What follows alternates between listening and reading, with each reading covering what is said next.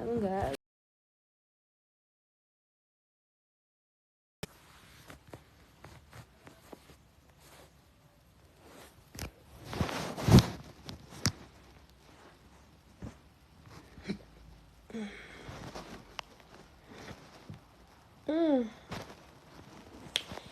Dumelang, sanibonani, ninjani?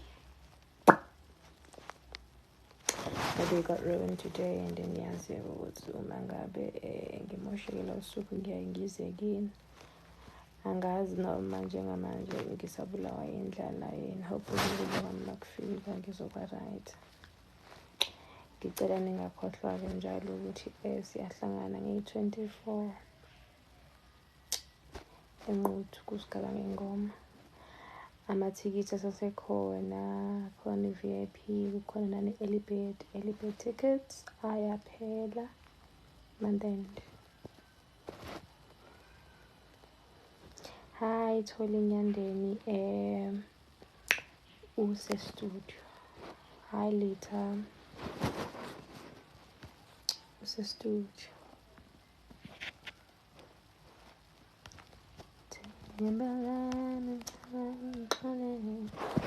Or rather, studio. Hi Londiwe, unjani? Hi Mandi.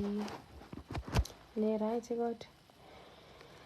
Hey, ngiphume la endlini ngiwumuntu oboyo-check-a umhlaba. Estate agent yami athi igulelwe ingane, so he wanted us to postpone. Kwawukuthi bengiyitshela ukuthi ngizoba neviki elibhizi. Ngase ngikhansela mina.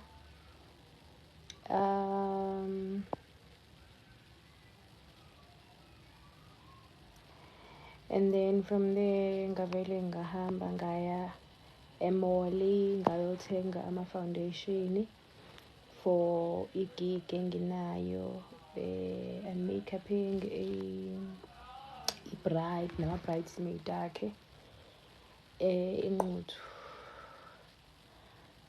Guys, i-makeup yami iwu-500 njalo, u-500 i-makeup yami. All looks.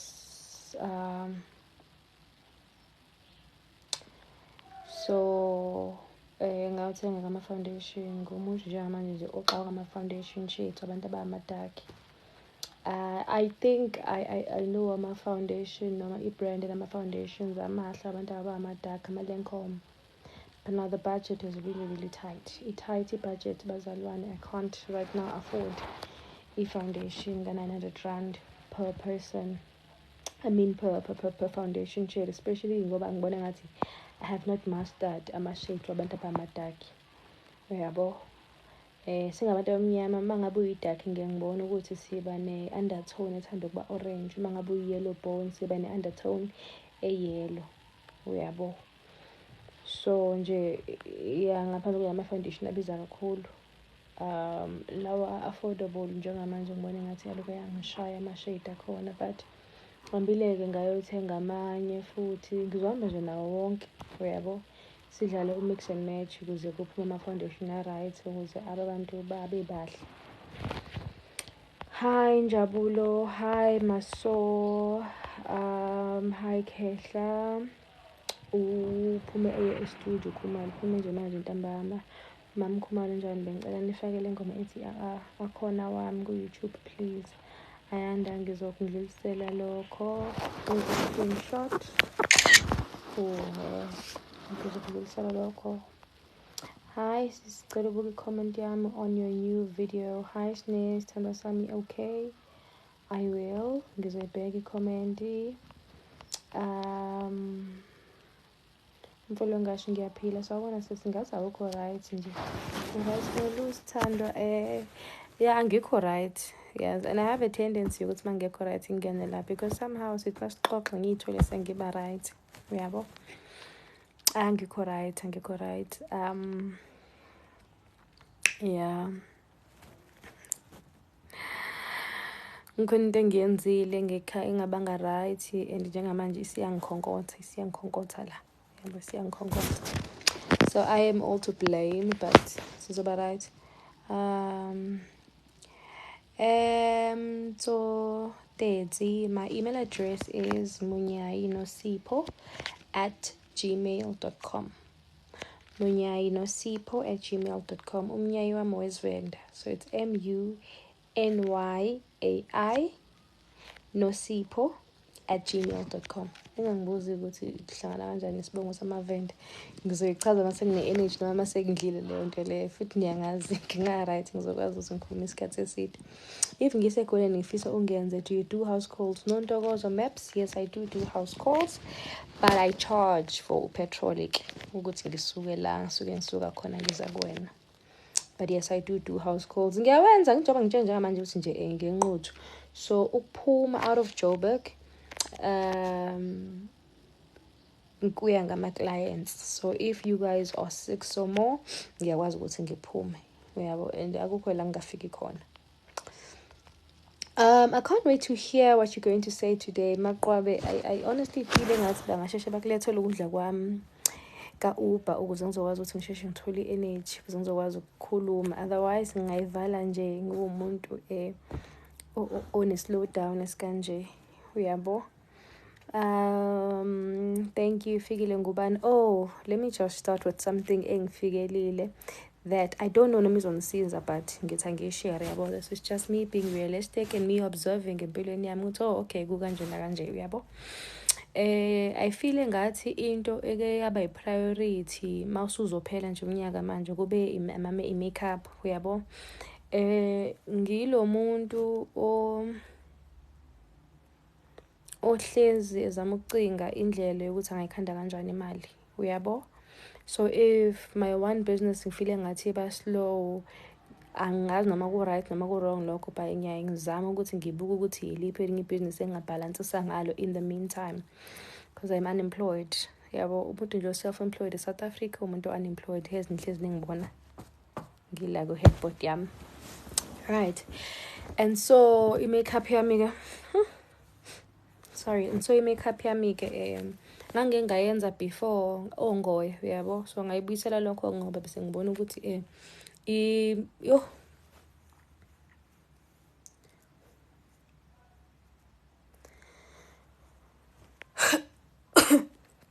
sorry. So bengibuka ukuthi source of income yami personally ngingedwa nje bisithanda ukuntengantenga. Uyabo. But ngayitshela ukuthi ngiyayisikela, ngafuna ukuyisikela kulinonile mayiqala i-makeup. Uyabo. Abantu engangibukela kubona khona nje usisi ekuthiwa iBees Glam Studios. I think she's based in Sandton. Guys, the makeup LCC, I think 2,500, if not 3,500 per face. Right? I think 2,500 uma ngabe wenziwa ama-employees akhe. But if you want a private studio session, nayi 3,500 per face. Yes. And so ngafuna ukuyisikela kuloko because ngathi mangi-observe ngibuka nje ama-markets nama-industry ney'toro lezi ey'khona ku-social media, ngabuka ukuthi yazi umuntu nomuntu uyayisikela. Yabo, like I believe ukuthi uyayisikela ekuthenini ufisa ukudrawa which niche of customers. Uyabo. Njengoba bekhona nje abantu abenza i-makeup ko-Small Street, mhlawumbe nasemaThekwini emgaqweni, go-workshop nani go 100 rand 150. I did not want to be that person. Uyabo. Ngempela ngangifuna ukuyisikela kuwo lo 3.5 nani yize ngazi ukuthi it took her, because ngahamba ngayipage lakhe ngabuka ukuthi uqale nini, and I could still what she had over 10 years of experience. Uyabo. Ngingeke ngazi ukuthi i-page leli livulwe kulo 10 years noma mhlawumbe she's got 20 years of experience ngesazi. Yabo. So obviously I knew ukuthi angeke ngikwazi ukuthi ngilingane naye, but I really just wanted to be a high-end makeup artist. Uyabo. Ngaqala guys, ngifuna uqamba amanga, ngathi mangiqala izinto engayithenga ngathenga o-Estee Lauder. Owazi i-foundation ka-Estee Lauder is lapho ko-850. Imagine buying o-Estee Lauder, ama-shades are different. Ngathenga u-Estee Lauder, ngathenga uMAC, ngathenga I just bought high-end brands. Yabo. Forgetting ukuthi iskill sami asifani nesasisi lo ka 3.5. right? Njoba ngisho ukuthi makeup ngake ngayenza before, but I've never been a pro makeup. I think I've always just done basic makeup. Uyabo? And ngabuka i-clientele ingezi, right? And I mean, for the longest time, it was so difficult because I was like, yo, i-makeup, I mean, into egcwele, yabo, maningi into abayenzayo. Surely I should be having customers, and here I've got a following and whatnot, but it's just not translating, yabo. And I really had to be honest with myself. Oh, it's because iskill sami asikakafiki mhlambe kwiskill sokuthi umuntu angacharge u-800 mhlambe for i-makeup, right? And then yaphinde yangikhombisa ukuthi having i-following does not automatically translate to ukuthi i-business lakho will do well. Yes, it can be an advantage, right? But it doesn't automatically translate. What works, kakhulukazi, one is your skill, right? That takes years to perfect. Uyabo? And mangabe umuntu ofocuse kuleyo nto kakhulu mhlambe it can take you even a year. Uyabo? But nje other than that, it still takes years to master. Uyabo?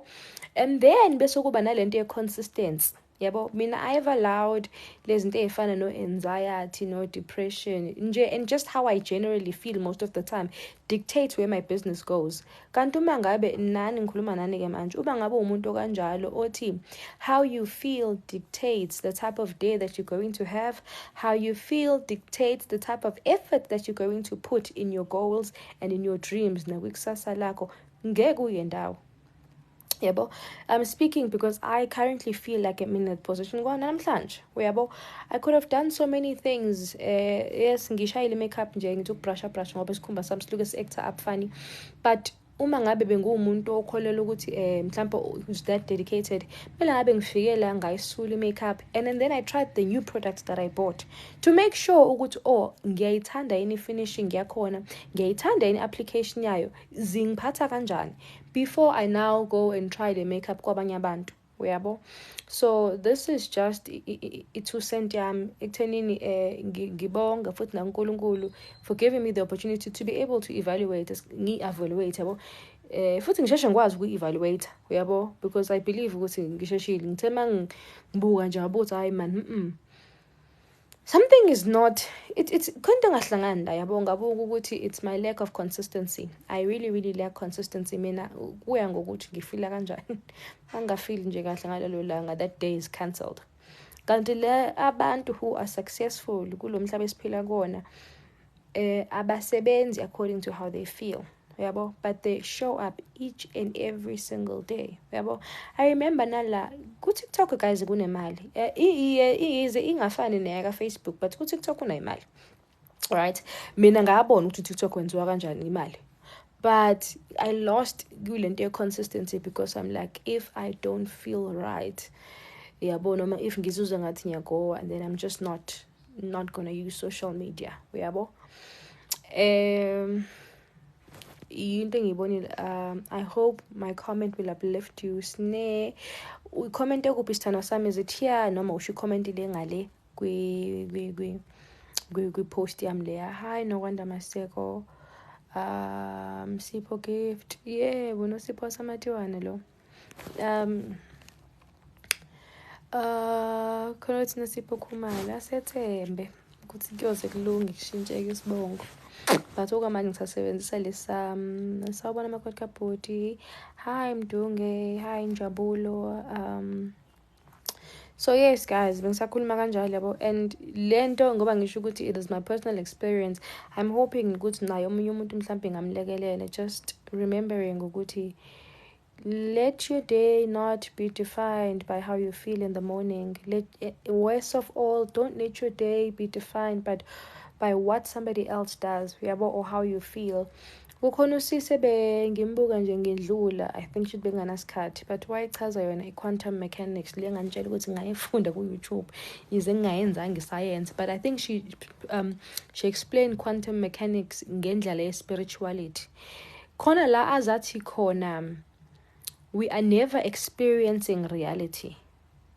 Uyabo? We are never seeing the world for what it is, but we are always seeing the world from how we feel. Uyabo? And that was powerful. Yize mhlawumbe kungathatha isikhathi ukuthi izame ukungena elentweni yakho, but if uyicabanga leyo nto leyo, right, we are always experiencing the world, or we're always perceiving the world by how we feel. If you wake up in the morning, if you feel ukuthi angikho right or whatnot, your day is just going to be trash. Kungeve ukuthi usuku ilona mhlawumbe lukhandwe laba trash, but it's because of how you felt. So whatever energy and emotions that you had, you released them into the world, and they then defined how you see the world today. Or how you see the world ngalolo suku lelo. Because literally, guys, you may be going through the same thing, nibe together, thola ukuthi nje usuku leni mhlawumbe lihambe ngendlela efanayo, based on how you chose to feel, or how you chose ukuthi okay, ama-emotions akho namhlanje iwona azodeterminisha ukuthi usuku lakho lihamba kanjani. I can't wait to hear. So you don't have energy right now? No, I don't. I really don't. And ngiyazi ukuthi ngokunye kwakho kwenziwa ukuthi ngilambile. So mangingadla ematiwane Zanele singakagodla ucingo endingeni ngase First Gate. So First Gate uhamba nje straight uyakagodla ucingo ngaseplazini endingeni kulapho kamkhulu. Ama-noodles awadli namhlanje. I wanted something hearty. I wanted something warm. I wanted something comforting. One, ngiyabanda. Two, njengoba ngisho ukuthi ama-emotions ami nje namhlanje ngizwe inhliziyo nje ishona phakathi ithi. So bengifisa ukudla okuphekwe omunye umuntu. Yabo lo kudla lokho ukuthi uzoba right. Bengidinga kona.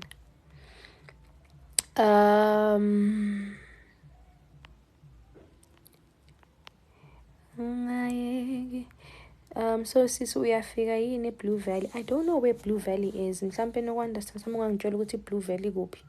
Is it here in Joburg noma ikuphi? But in Joburg akukho la ngafiki khona njengoba ngitshela ukuthi I'll charge you for transport. If it's a house call, I'll charge you for transport. But akukho la ngafiki khona. Hi Slondiwe, unjani?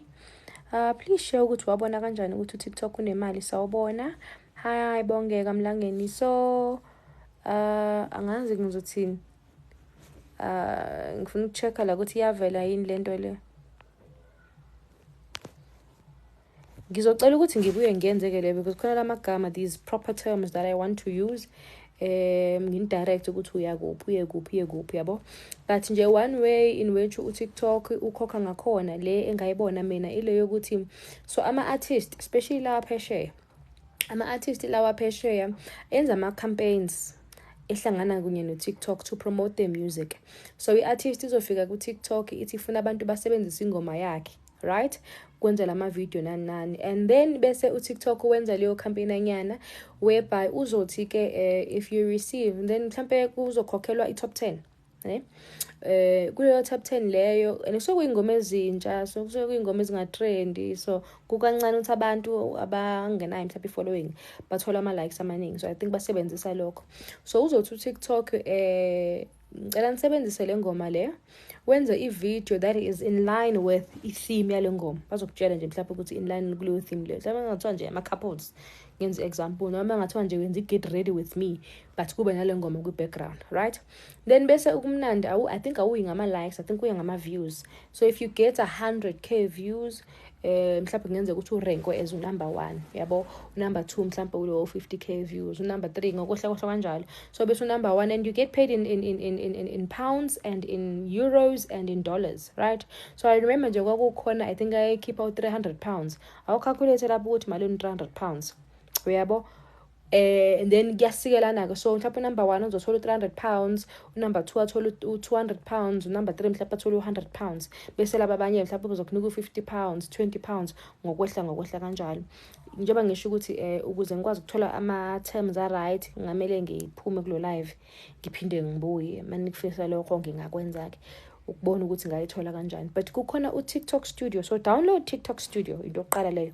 Download TikTok Studio. I think it's more comprehensive lapho uzokwazi ukuyibona ukuthi isebenza kanjani. kuno TikTok lo normal bese kuba no TikTok studio. Uyabo? So yeah, kwenzeka kanjalo. And then angazi noma yasebenza ama-subscriptions la, but I think ngeke ngawa-set up nama-subscriptions kuwukuthi because again I lost consistency ngayeka. Kuba nama-subscriptions I think akhona na ku-Facebook, ama-subscriptions I think akhona na ku-Instagram, asekhona na ku-YouTube ama-subscriptions where you charge-ke ama-followers akho who want to see exclusive content. Leyo mali suke befuna ba-charge no ba-charge ngisho 50 rand, right? Ususendleleni, ipasta yami isisendleleni. So you can even charge my followers akho 50 rand to get exclusive content. So my exclusive content would have been more about my life no Khumalo. Reason being is I believe ukuthi no Khumalo we siyaluthanda uthando, right? And there's certain things that we do that we've seen ukuthi abantu bebethanda ukukubuka, but leyo attention ebesiyithola with people loving our romantic content, yes, and a backlash of people now feeling ukuthi uKhumalo is now excessively focused kwi-relationship yami nothi umsebenzi wakhe. So we had an idea ukuthi ke ukuze sibahlukanise. Alright, anyone who wants to see that nice, romantic, exclusive, and maybe a bit private content would have to subscribe ukuze abone yona, uyabo.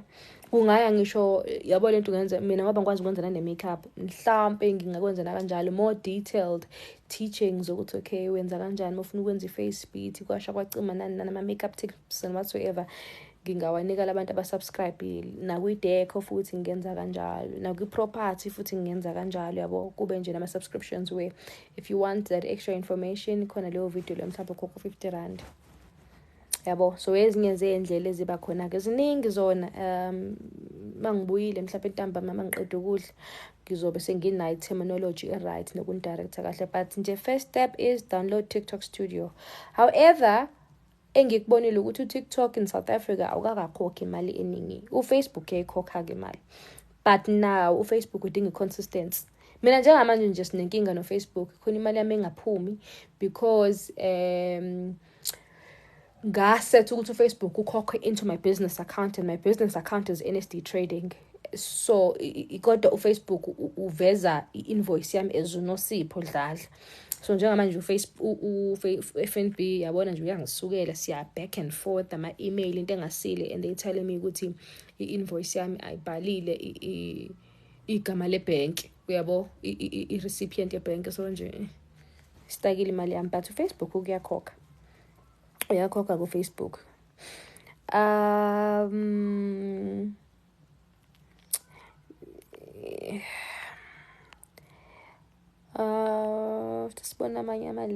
I started a faceless YouTube channel in September. I'm currently at 660 subscribers and below. So what do you share? Please share in a page lakho lana, yabo. Wenzani exactly? Abantu kade bengitshela ukuthi angenze u-YouTube. Angazi, yabo. Hey, mina ngazi ngiyangibona ngathi futhi ushuthi nje emzimbeni wami ngibe nama-veins enhlupheko, uyabo. Ngiyavilapha, uyabo. And now the most depressing part about me is ukuthi I'm so self-aware, uyabo. Like ngiyakwazi ukubona ukuthi ngiyabheda la, ngiyakwazi ukubona ngiyenze, but nje sometimes you feel ngathi there's nothing you can do about it, or nje you are just tired, you don't want to do anything about it. So nje ugo ileke. So dudla uphume wathi e-studio. Where do you buy your dukes? Thank you sithandwa sami. Ayashiyana-ke amaduku ami sithandwa sami la ngiwathenga khona. Kukhona uKhumalo kangithengela wona ey'ndaweni zakhona njengoba nalolu libona. Bese kukhona usisi onokungisaplaya odayisa amaphinifa. Ngeke ngathenga futhi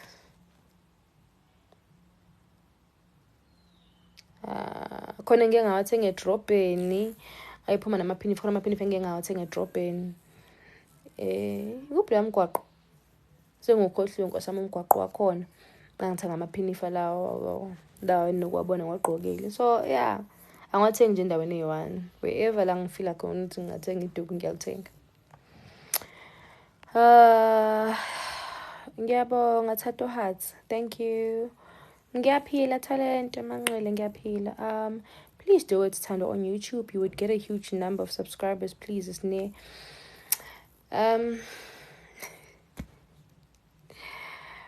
Yo, Nanokuthi I also don't know, I feel like njengamanje I'm so overwhelmed. Ama-page enginawo njengamanje, I really can't just keep track of them. I'm not posting consistently, so I feel like YouTube ngenza into kanjalo.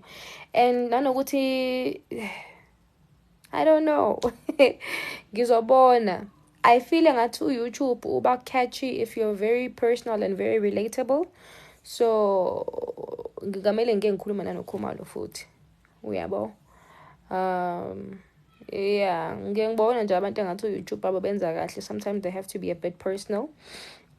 So ukuze bazokwazi ukuthi babe relatable, uyabo. So lento yokuba personal ke ine fine line enzima, because iyenza ukuthi abantu bethole sebegamanxa ngale wanting more, uyabo. Kube nane cancel culture if you don't give them what they want, because mhlawumbe you also just couldn't draw the line between what's personal and what they can get into, uyabo. Ngiyangibona nje ngama-influencer amaningi, especially lawa ano-YouTube, uyabo, nje i-story nje, for example saLerato, yabo, people babuye bagamanxe kakhulu. So ngiyayisaba leyo nto leyo, yabo. I feel like okwamanje I still have i-control ukuthi nazini neningayazi, uyabo. Dun, I don't wanna go around. Ngingadokotha nibabazali bami nemfezi, ngithanda ukubhubha aluyabhodi, ngimdlala ubusuku nemina, Nkosi yami ngiyambongela. Hey, amasenti. Bengibona lezi zinja ezinhle lezi, ngaze ngayithola ngiyihalele yodwa yakhona, yabo. Kwathiwa nje khona le nje enhle le ekwaziwayo ukuthi nje ayifuni nje i-poverty, engabuka kodwa ukuthi amasenti okuyi-maintainer, yabo. Ungibona nje nginganangane, yiwo amasenti, yabo. Mase ngi-adopta-ke ngithi yabona-ke shuthi kwamina ngisazazi ngifunani. Yo guys, usuku lwani hamba kanjani? Yini namhlanje Tuesday, laze la ngezwe ngathi liba ludeke leli viki. So la ngiyakhona angifuni uqamba amanga, because ngiyi-client, but ngiyamazi siswa khona, ngimjwayele siswa khona oyakwenza. I was really caught in between, kumele nami ngibe nayo yokuswenka uma ngiqeda ukuba make-up noma kanjani. But luckily ke senginosisi wami alright oseduze kwami, ozokwazi ukuthi wathi ayikhulileka nje wena thenga i-material ngizokusetha ngengubo. So nangokuyasho lo bhuti use on his way. So ke shuthi ngizoba ngena nami kule weekend, ngizonikhombisa.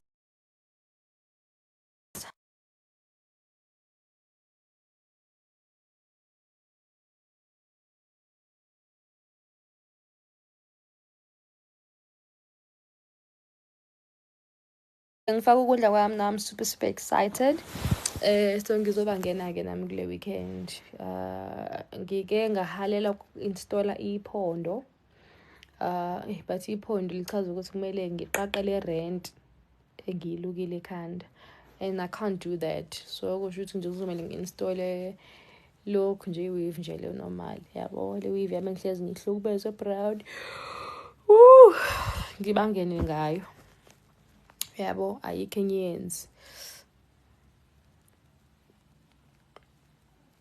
Thiwa ingane ifika nenhlanhla yayo, abakhona amasenti ayo mayikhona, iyaphinde futhi ifike namabhadayo, uyabo. So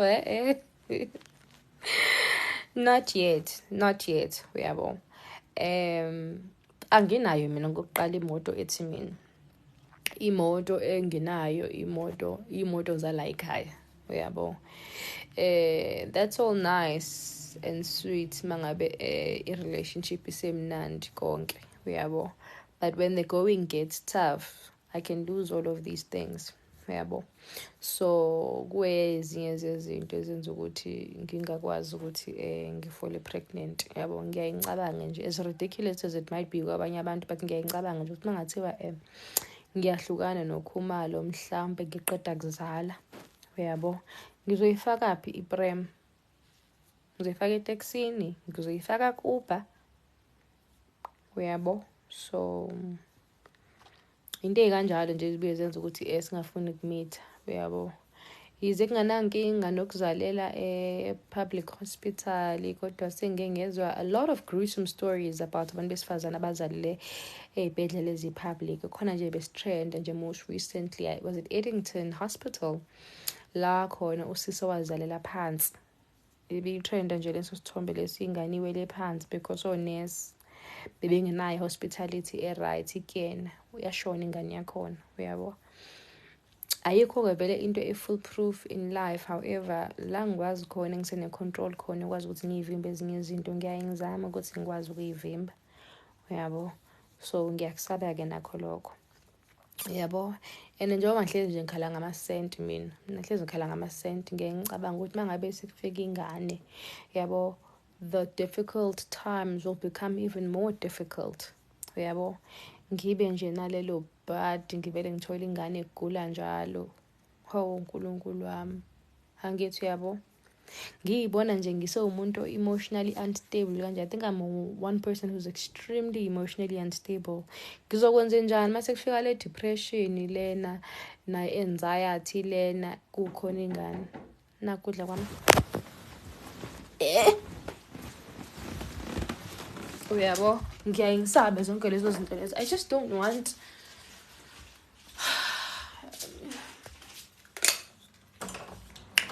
Hi. Hi, how are you? Good, thanks, and you?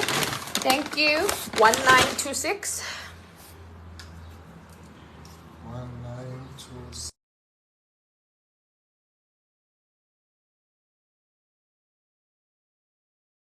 Thank you so much, ne? Uy, khala mangiqeda ukudla ngizoba sengingcono.